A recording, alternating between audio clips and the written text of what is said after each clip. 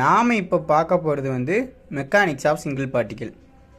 Mechanics of single பார்ட்டிக்கலில் 3 conservation theorem நம்ம proof பண்ணணும். வந்து கன்சர்வேஷன் தியரம் லீனியர் மொமெண்டத்துக்கு, ரெண்டாவது கன்சர்வேஷன் தியரம் ஆங்குலர் மொமெண்டமுக்கு, மூணாவது கன்சர்வேஷன் மொமெண்டம் எனர்ஜிக்கு. இந்த மூணுமே சிங்கிள் பார்ட்டிக்கலுக்கு நம்ம ப்ரூஃப் பண்ணணும். First conservation theorem of linear momentum of single particle. External force வந்து ஆக்ட் ஆகலைன்னா லீனியர் மொமெண்டம் வந்து கான்ஸ்டண்ட்டாக இருக்குமா. இதை தான் நம்ம ப்ரூஃப் பண்ணுறோம். வந்து ஒரு பார்ட்டிக்கல் இருக்கிறத நம்ம கன்சிடர் பண்ணிடுவோம் மாஸ் எம்மில். அதில் ஒரு ஃபோர்ஸ் ஆக்ட் ஆகுது. நமக்கு தெரியும் நியூட்டனோட second law, rate of change of momentum. Force is nothing but rate of change of momentum. Force வந்து டிபி பை டிடி. இப்போ வந்து ஒருவேளை ஃபோர்ஸ் வந்து ஆக்ட் ஆகலைன்னா, ஃபோர்ஸ் ஜீரோவாக இருந்துச்சுன்னா dp by dt equal to 0. இப்போது எந்த ஒரு இதை டிஃப்ரென்ஷியேட் பண்ணால் 0 நமக்கு வரும்னா கான்ஸ்டன்ட் டிஃப்ரென்ஷியேட் பண்ணால் தான் 0 வரும்.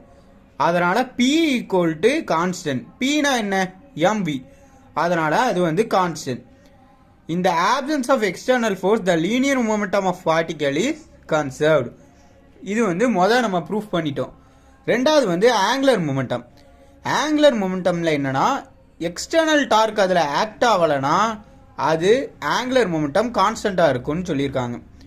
இதை நம்ம ப்ரூஃப் பண்ணுறோம்.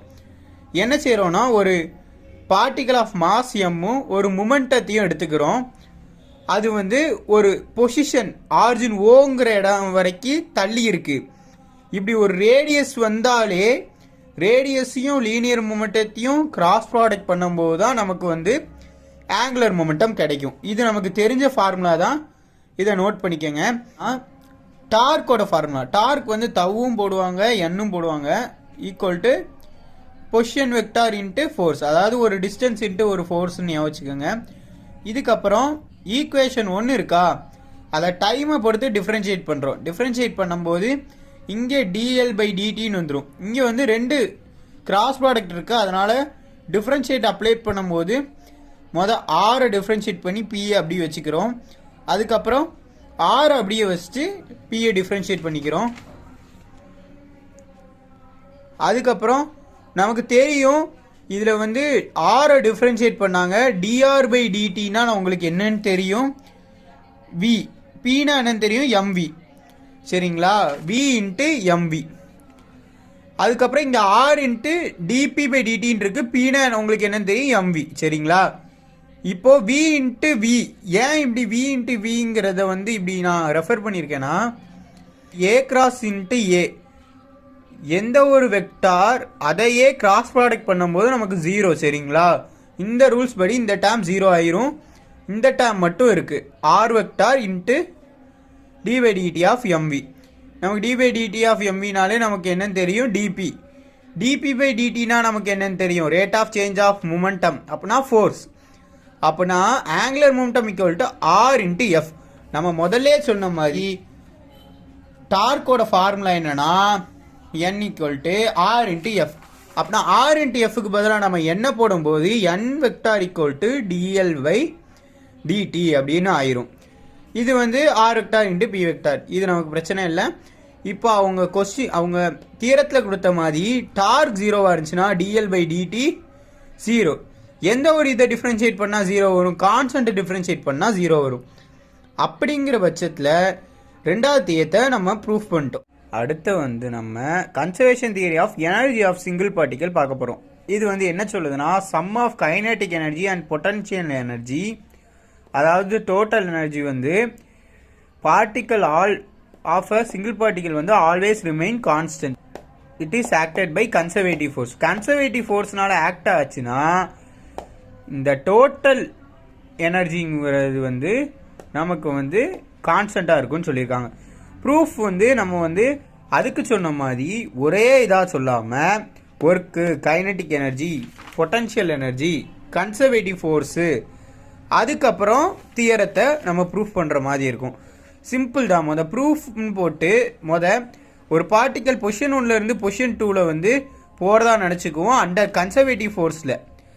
இப்போ ஒர்க்கோட ஃபார்முலா வந்து நம்ம எழுதிக்கிறோம். பொசிஷன் 1 to 2 போகிறதுனால பொசிஷன் 1 to 2 போட்டாச்சு. கைனடிக் எனர்ஜி நம்ம போடுறோம். கைனடிக் எனர்ஜி வந்து என்னென்னா according to Newton second law of motion நமக்கு என்னன்னு தெரியும், force equal to rate of change of momentum, f equal to dp by dt. சரிங்களா? இப்போ வந்து பின்னா நமக்கு என்னன்னு தெரியும், எம்வி. எம்ங்கிறது கான்ஸ்டன்ட்ங்கிறதுனால வெளியே எடுத்துக்கிறோம். இப்போ dv by dt into ds இருக்குது. டிஎஸ் பை டிடி நமக்கு என்னன்னு தெரியும், டிஸ்பிளேஸ்மெண்ட் பை டைம் டேக்கன் நமக்கு என்னன்னு தெரியும், வெலாசிட்டி. சரிங்களா?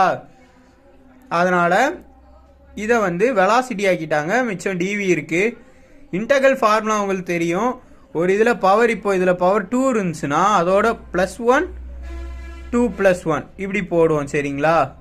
இதான் வந்து இன்டகல் ஃபார்முலா. இப்போ விங்கிறத வந்து v²/2ன்னு போடுறோம். ஏன்னா வியோட பவரில் 1 இருக்கிறதா நினச்சிட்டு 1 + 1 கீழேயும் 1 + 1, அதனால் v²/2. 2 கான்ஸ்டன்ட்ங்கிறதுனால வெளியே எடுத்துடுறோம். இப்போ இந்த 1 2ங்கிறது பொசிஷன், அதனால் இதை சஃபிக்ஸில் எழுதுகிறோம், மேலே எழுதாமல். v2² - v1². இப்போ w12 equal to ½ mv² mv2² - ½ mv1². ½ mv² என்னன்னு தெரியும், கைனடிக் எனர்ஜி. கைனடிக் எனர்ஜியை நம்ம டீன்னு வந்து டினோட் பண்ணுறோம். இதில் t2 - t1, ஏன்னா பொசிஷன் 2 - பொசிஷன் 1. இதை t2 - t1 denote the kinetic energy of the particle at position 2 and position 1 respectively. This is also known as work energy theorem. இதுதான் வந்து kinetic energy. அதுக்கப்புறம் கன்சர்வேட்டிவ் ஃபோர்ஸ். கன்சர்வேட்டிவ் ஃபோர்ஸ் என்ன சொல்லுதுன்னா, conservative force வந்து ஒரு work டன்ல நடந்துச்சுன்னா, அந்த work done ஒரு க்ளோஸ் பாத்தில் இருந்துச்சுன்னா அது வந்து 0ன்னு சொல்லுது. நம்ம அதுக்கப்புறம் பொட்டன்ஷியல் எனர்ஜி வந்துடும். பொட்டன்ஷியல் எனர்ஜிக்கும் அதே தான். வந்து ஒர்க் டன் ஃபார்முலாவை எழுதிக்கிறோம். w12 equal to f vector ds. ஏன் ஒர்க் டன் ஃபார்முலாலே ரெண்டும் போடுறோன்னா கடைசி ஈக்குவல் பண்ணுவோம். ஃபார் கன்சர்வேட்டிவ் ஃபோர்ஸ் வந்து -ΔV. ΔV இப்படி எதுவும் இருந்துச்சுன்னா இது வந்து வெக்டார் போடக்கூடாது, ஏன்னா இது வந்து ஸ்கேலார் ப்ராடக்ட். அதனால் டிவி பை டிஎஸ். டிஎஸ் ஏன் போடுறோன்னா, இப்படி டெல் இருந்துச்சுன்னா அது கூட எது மல்டிப்ளை ஆகுதோ அதை நீங்கள் கீழே வந்து போட்டுக்கோங்க. இது வந்து உங்களுக்கு ஒரு ஷார்ட்கட்டாக ஞாபகம் வச்சுக்கோங்க. டிவி மட்டும் மிச்சம் இருக்கும், டிஎஸ் கட் ஆகி இந்த மைனஸ் வெளியே இருக்குது. இப்போ டிவி டிஃபரன்ஸ் இன்டகல் பண்ணால் v2 - v1 அப்படின்னா மைனஸ் உள்ள இன்ட் ஆகி v1 ப்ளஸ் ஆகும், v2 மைனஸ் ஆகும் மாறிடும். இதுவும் w12 தான், இதுவும் w12 தான். அதனால் 3ஐயும் 4ஐயும் ஈக்குவேட் பண்ணுறோம். இதுதான் conservation theorem. w12 equal t2 - t1 equal to v1 - v2.